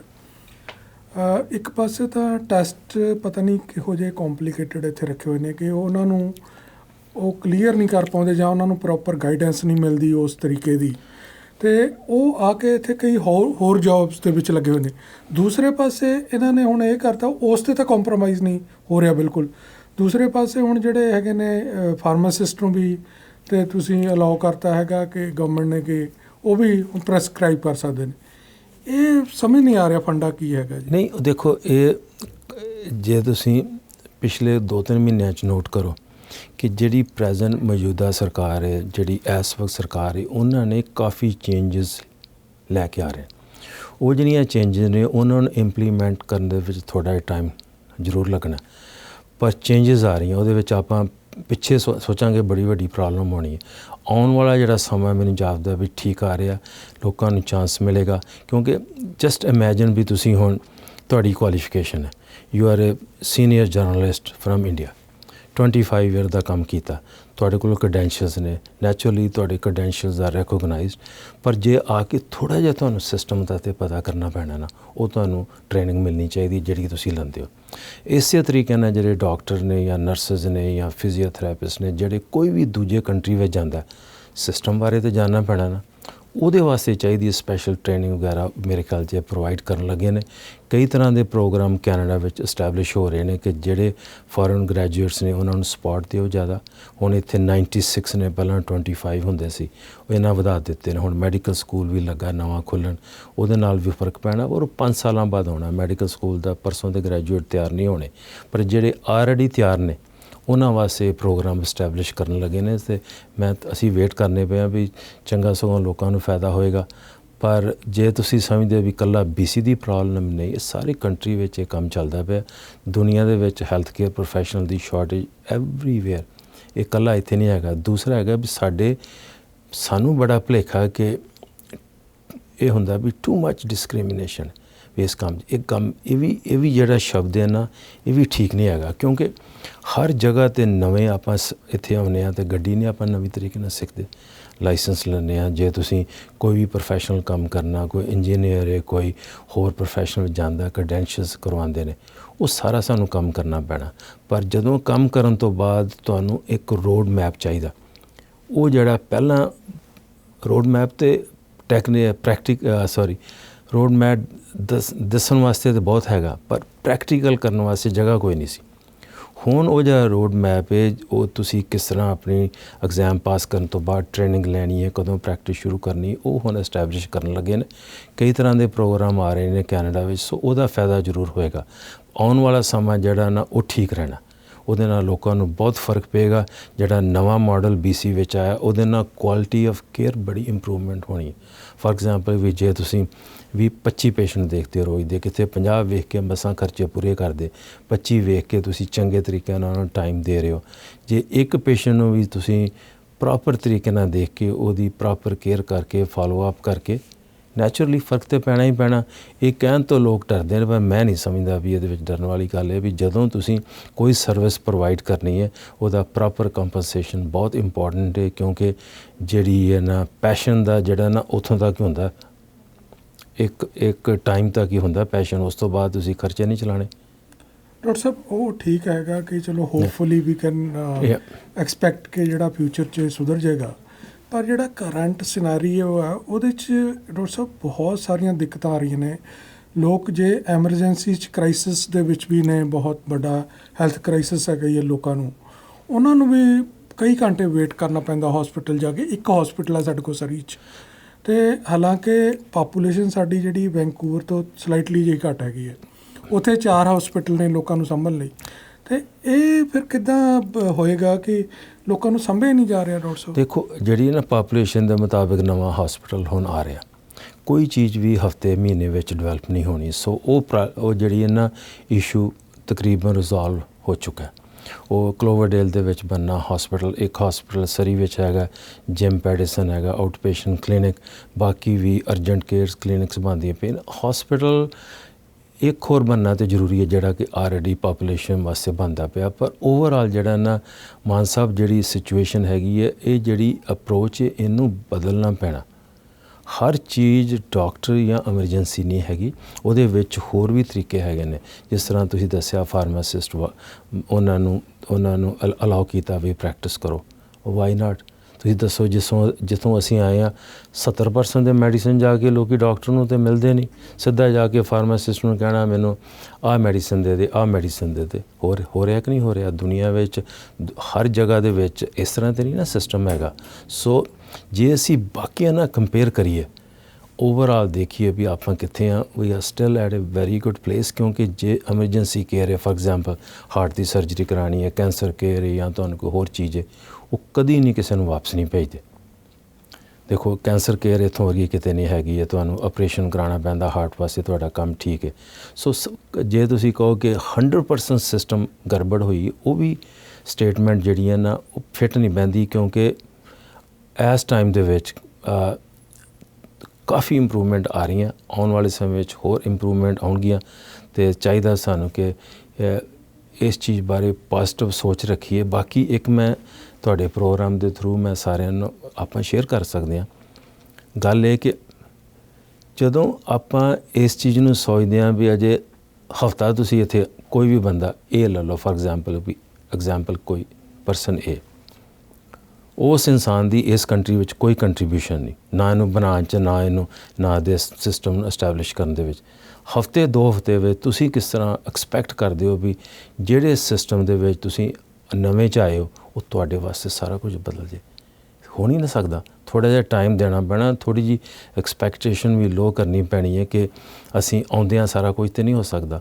ਫॉर ਐਗਜ਼ਾਮਪਲ ਤੁਸੀਂ ਹਸਪੀਟਲ ਜਾਣਾ, ਜੇ ਤੁਹਾਡਾ $5000 ਖਰਚਾ ਹੋਇਆ, ਤੁਹਾਡੀ ਐਮਰਜੈਂਸੀ 'ਚ ਗਏ, ਤੁਹਾਡਾ ਹਾਰਟ ਟੈਸਟ ਹੋਏ ਨੇ, ਇਹ ਹੋਇਆ ਉਹ ਹੋਇਆ, 5-6 ਹਜ਼ਾਰ ਮਾਮੂਲੀ ਗੱਲ ਹੈ। ਵਿਦਨ 3 ਮੰਥਸ ਤੁਸੀਂ 2-3 ਵਾਰੀ ਹਸਪੀਟਲ ਹੋਏ, ਤੁਹਾਡੀ ਉਹ 15-20 ਹਜ਼ਾਰ ਤੇ ਗਿਆ, ਉਹ ਤੁਸੀਂ ਤਾਂ ਨਹੀਂ ਪੇ ਕੀਤਾ। ਜਿਹੜੇ ਤੁਹਾਡੇ ਤੋਂ ਪਹਿਲਾਂ ਲੋਕ ਆਏ ਨੇ, ਜਿਨ੍ਹਾਂ ਨੇ ਸਿਸਟਮ ਦੇ ਵਿੱਚ ਸਿਸਟਮ ਨੂੰ ਡਿਵੈਲਪ ਕੀਤਾ, ਜਿਨ੍ਹਾਂ ਨੇ ਕੰਟਰੀ ਨੂੰ ਬਿਲਡ ਕੀਤਾ, ਉਹਨਾਂ ਬਾਰੇ ਤਾਂ ਕਿਸੇ ਦਾ ਧਿਆਨ ਨਹੀਂ ਹੈਗਾ। ਅਤੇ ਆਪਾਂ ਜਿਹੜੀ ਸਾਡੀ ਐਕਸਪੈਕਟੇਸ਼ਨ ਥੋੜ੍ਹਾ ਜਿਹਾ ਲੋਅਰ ਕਰਨਾ ਪੈਣਾ। ਦੇਖੋ ਇਹ ਤਾਂ ਨੈਚੁਰਲ ਪਰ ਹੈਗਾ ਵੀ ਕਿ ਪਰ ਜਿਹੜੀ ਇਹ ਸਿਸਟਮ ਨੂੰ ਇੰਪਰੂਵਮੈਂਟ ਕਰਨ ਵਾਸਤੇ ਕੋਆਪਰੇਸ਼ਨ ਬੜੀ ਜ਼ਰੂਰੀ ਹੈ। ਪਰ ਮੈਂ ਸਮਝਦਾ ਕਿ ਜੋ ਕੱਲ੍ਹ ਦੇ ਦਿਨ ਹੋਣਾ ਜਾਂ ਬਾਕੀ ਵੀ ਜੋ ਕੈਨੇਡਾ ਵਿੱਚ ਹੋ ਰਿਹਾ, ਲੋਕੀ ਸਾਰੇ ਮਿਲ ਕੇ ਸਿਸਟਮ ਨੂੰ ਇਹਨੂੰ ਸੋਲਵ ਕਰਨ ਦੀ ਪ੍ਰੋਬਲਮ ਕਰਦੇ ਪਏ ਨੇ। ਡਾਕਟਰ ਦੀ ਸ਼ਾਰਟੇਜ ਜ਼ਰੂਰ ਹੈ, ਪਰ ਉਹ ਵੀ ਹੋ ਜਾਣੀ ਠੀਕ ਆਉਣ ਵਾਲੇ ਸਮੇਂ ਦੇ ਵਿੱਚ। ਅਤੇ ਬਾਕੀ ਪਰਸਨਲ ਕੇਅਰ ਹੋਮ ਦਾ ਵੀ ਸਿਚੁਏਸ਼ਨ ਅੱਗੇ ਨੂੰ ਬੈਟਰ ਹੋ ਰਹੀ ਹੈ। ਪਿਛਲੇ ਸਾਲ ਕੋਵਿਡ-19 ਦੇ ਟਾਈਮ 'ਚ ਕਿੰਨਿਆਂ ਲੋਕਾਂ ਦੀ ਡੈਥ ਹੋਈ ਸੀ। ਸੋ ਜੇ ਅਸੀਂ ਦੇਖੀਏ ਵੀ ਸਾਡਾ ਜਿਹੜਾ ਗੁਆਂਢੀ ਮੁਲਕ ਹੈ ਉਹ ਸਾਡੇ ਨਾਲ ਜ਼ਿਆਦਾ ਪੈਸੇ ਖਰਚ ਕਰਦੇ ਨੇ, ਤੁਹਾਡਾ ਮਤਲਬ ਕਿ ਉਹਨਾਂ ਦਾ ਸਿਸਟਮ ਬੈਟਰ ਹੈ। ਜੇ ਤੁਸੀਂ ਸਪੋਜ਼ ਵੀ ਜਿਹੜਾ ਪ੍ਰਾਈਵੇਟ ਸਿਸਟਮ ਹੈ, ਜੇ ਜਾ ਕੇ ਤੁਸੀਂ ਉੱਥੇ ਜਾ ਕੇ ਇਮੀਗ੍ਰੇਸ਼ਨ ਲੈ ਕੇ ਕਿਸੇ ਵੀ ਚਲੇ ਜਾਓ, ਕਿਸੇ ਕੰਟਰੀ ਜਿੱਥੇ ਸੋਸ਼ਲਾਈਜ਼ਡ ਮੈਡੀਸਨ ਨਹੀਂ ਹੈਗੀ, ਤਾਂ ਪੈਸੇ ਕਿੱਥੋਂ ਹੋਣੇ? ਆਖਰਕਾਰ ਸਿਸਟਮ ਦੇ ਵਿੱਚ ਪੈਸੇ ਖਰਚ ਹੋਣ ਵਾਸਤੇ ਬਾਕੀ ਲੋਕਾਂ ਨੇ ਕੰਮ ਕੀਤਾ ਜਾਂ ਜਿਹੜੇ ਲੋਕ ਕੰਟਰੀਬਿਊਟ ਕਰਦੇ ਪਏ ਨੇ, ਹਵਾ 'ਚੋਂ ਤਾਂ ਨਹੀਂ ਪੈਸੇ ਆਉਣੇ। ਉਹ ਅਲਟੀਮੇਟਲੀ ਸਿਸਟਮ ਜਿਹੜਾ ਨਾ ਉਹਨੂੰ ਸਾਨੂੰ ਥੋੜ੍ਹਾ ਜਿਹਾ ਹੌਸਲੇ ਨਾਲ ਉਹਨੂੰ ਸਾਨੂੰ ਚਾਹੀਦਾ ਵੀ ਉਹਨੂੰ ਡੀਲ ਕਰੀਏ ਕਿ ਜੇ ਕਿਸੇ ਨੂੰ ਛੋਟੀ ਮੋਟੀ ਪ੍ਰੋਬਲਮ ਹੈ, ਖੰਘ ਹੈ, ਜ਼ੁਕਾਮ ਹੈ, ਕੋਈ ਲੱਤ ਨੂੰ ਦਰਦ ਹੋਈ ਹੈ, ਗਿੱਟਾ ਦੁਖਦਾ ਪਿਆ, ਜਾ ਕੇ ਐਮਰਜੈਂਸੀ 'ਚ ਬਹਿ ਜਾਓ, ਤਾਂ ਉਹ ਗੱਲ ਤਾਂ ਠੀਕ ਨਹੀਂ ਨਾ। ਦੂਜੀ ਗੱਲ ਤਾਂ ਜੇ ਆਪਾਂ ਸਪੋਜ਼ ਕਰੀਏ ਵੀ ਘਰ 'ਚ ਲੜਾਈ ਹੋ ਗਈ, ਲੜ ਪਏ, ਤੁਸੀਂ ਅਪਸੈਟ ਹੋ ਗਏ, ਕਹੋ ਵੀ ਮੈਨੂੰ ਹਾਰਟ ਦੀ ਪੇਨ ਹੋ ਗਈ, ਚਲੇ ਜਾਓ ਹਸਪਤਾਲ, ਇਹ ਕੋਈ ਕੰਮ ਥੋੜ੍ਹਾ। ਇਹਦੇ ਨਾਲ ਫਿਰ ਜਾ ਕੇ ਉੱਥੇ ਬਾਰ-ਬਾਰ ਤੁਹਾਡੇ ਟੈਸਟ ਕਰੀ ਜਾਂ ਨੈਚੁਰਲੀ ਉਹਨਾਂ ਟੈਸਟ ਕਰਨੇ ਨੇ। ਪਰ ਹਸਪੀਟਲ ਨੂੰ ਪਹਿਲਾਂ 911 ਕਾਲ ਕਰਨ ਤੋਂ ਪਹਿਲਾਂ ਤੇ ਆਪਣਾ ਵਿਚਾਰ ਵੀ ਕਰਨ ਦਾ ਫੈਸਲਾ ਸਾਡਾ ਵੀ ਫਰਜ਼ ਬਣਦਾ। ਤੁਹਾਡੇ ਪੈਸੇ ਕਹਿਣ ਤੋਂ ਬਾਅਦ ਮਿਸਯੂਜ਼ ਵੀ ਹੋ ਰਹੀਆਂ ਸਰਵਿਸਿਜ਼ ਜਾਂ ਮਿਸਯੂਜ਼ ਮੈਂ ਨਹੀਂ ਕਹਿ ਸਕਦਾ। ਮੈਂ ਸਮਝਦਾ ਵੀ ਉਹ ਸਿਸਟਮ ਦੀ ਸਮਝ ਨਹੀਂ ਹੈਗੀ। ਜਿਹੜਾ ਸਿਸਟਮ ਹੈ ਇਹ ਜਿਹੜਾ ਜ਼ਰੂਰੀ ਚੀਜ਼ ਹੈ ਉਹਦੇ ਵਾਸਤੇ ਸਿਸਟਮ ਯੂਜ਼ ਕਰੀਏ। ਡਾਕਟਰ ਸਾਹਿਬ ਇਹ ਲੈਬਸ ਪਤਾ ਨਹੀਂ ਕਦੋਂ ਤੇ ਕਿਵੇਂ ਡਿਵੈਲਪ ਹੋਇਆ ਤੇ ਕਿਵੇਂ ਰਿਹਾ, ਪਰ ਅੱਜ ਦੀ ਸਿਨੈਰੀਓ ਇਹ ਹੈ ਕਿ ਜਿਹੜਾ ਰਿਸੋਰਸਿਸ ਦੇ ਤੌਰ 'ਤੇ ਜੇ ਦੇਖੀਏ ਤਾਂ ਕੈਨੇਡਾ ਨੂੰ ਬਹੁਤ ਵੱਡਾ ਇੱਕ ਘਾਟਾ ਪੈ ਰਿਹਾ ਜਿਹੜਾ ਕਿ ਅਸੈਸ ਨਹੀਂ ਕੀਤਾ ਜਾ ਰਿਹਾ, ਕਿਉਂਕਿ ਮੈਡੀਕਲ ਟੂਰਿਜ਼ਮ ਹੋ ਰਿਹਾ ਬਹੁਤ ਜ਼ਿਆਦਾ। ਲੋਕ ਜਿਨ੍ਹਾਂ ਨੂੰ ਕੋਈ ਸੀਰੀਅਸ ਏਲਮੈਂਟਸ ਨੇ ਜਾਂ ਦੰਦਾਂ ਦੀ ਪ੍ਰੋਬਲਮ ਹੈ, ਕੁਛ ਹੋਰ ਹੈ, ਉਹ ਜਿਵੇਂ ਆਪਾਂ ਇੰਡੀਅਨਸ ਦੀ ਗੱਲ ਕਰ ਲਈਏ, ਉਹ ਕੀ ਕਰਦੇ ਨੇ, they are going back to their respective countries, ਉੱਥੋਂ ਟਰੀਟਮੈਂਟ ਕਰਕੇ ਫਿਰ ਵਾਪਸ ਆਉਂਦੇ ਨੇ। ਮਤਲਬ ਕਿ ਇੰਡੀਆ ਨੂੰ ਇੱਕ ਮੈਡੀਕਲ ਟੂਰਿਜ਼ਮ ਦਾ ਉਸ ਤਰੀਕੇ, ਚਾਹੇ ਉਹ ਉਹਨਾਂ ਦੇ ਸਿਟੀਜ਼ਨ ਕਿਸੇ ਤਰੀਕੇ ਰਹੇ ਨੇ ਪਹਿਲਾਂ, ਪਰ ਜਿਹੜੀ ਚੀਜ਼ ਇੱਥੇ ਅਵੇਲੇਬਲ ਹੋ ਸਕਦੀ ਹੈ ਉਹ ਸ਼ਾਇਦ ਗੈਪ ਰਹਿ ਗਿਆ, ਕਿਤੇ ਨਹੀਂ ਹੋਈ, ਅਤੇ ਉਹ ਹੋ ਰਿਹਾ ਕਿ ਘਾਟਾ ਪੈ ਰਿਹਾ। ਡੈਫੀਨੇਟਲੀ ਕਿਤੇ ਨਾ ਕਿਤੇ ਤੇ ਦੇਖੋ, ਜਦੋਂ ਮੁਸ਼ਕਲ ਆ ਰਹੀ ਹੈ ਲੋਕਾਂ ਨੇ ਜਿਹੜਾ ਮੇਜਰ ਗੱਲਾਂ ਨੇ, ਸਪੋਜ਼ ਵੀ ਤੁਹਾਡੀ ਕਿਸੇ ਸਪੈਸ਼ਲਿਸਟ ਨੂੰ ਦੇਖਣਾ, ਜੇ ਤੁਹਾਨੂੰ 2 3 4 ਮਹੀਨੇ 6 ਮਹੀਨੇ ਵਾਰੀ ਨਹੀਂ ਹੋਣੀ, ਪ੍ਰੋਬਲਮ ਤਾਂ ਵਧਣੀ ਹੀ ਵਧਣੀ। ਜੇ ਤੁਹਾਡੇ ਗੋਡਿਆਂ 'ਤੇ ਪੇਨ ਹੋ ਰਹੀ ਹੈ, ਤੁਸੀਂ ਕਹੋ ਵੀ ਹੁਣ 6 ਮਹੀਨਿਆਂ ਬਾਅਦ ਵਾਰੀ ਆਉਣੀ ਹੈ, 9 ਮਹੀਨਿਆਂ ਬਾਅਦ ਤੁਹਾਡੀ ਵਾਰੀ ਆਉਣੀ, ਤੁਸੀਂ ਲਾਈਨ 'ਚ ਲੱਗ ਜਾਓ। ਲੋਕਾਂ ਨੇ ਅਪਸੈਟ ਹੋ ਕੇ ਜਾਣਾ ਹੀ ਹੈ। ਉਹ ਤਾਂ ਲੋਕ ਜਾ ਰਹੇ ਨੇ, ਉਹ ਪਹਿਲਾਂ ਵੀ ਜਾਂਦੇ ਸਨ, ਉਹਨਾਂ ਹੁਣ ਵੀ ਜਾਣਾ, ਆਉਣ ਵਾਲੇ ਸਮੇਂ ਵਿੱਚ ਵੀ ਉਹ ਕੁਝ ਹੋਣਾ।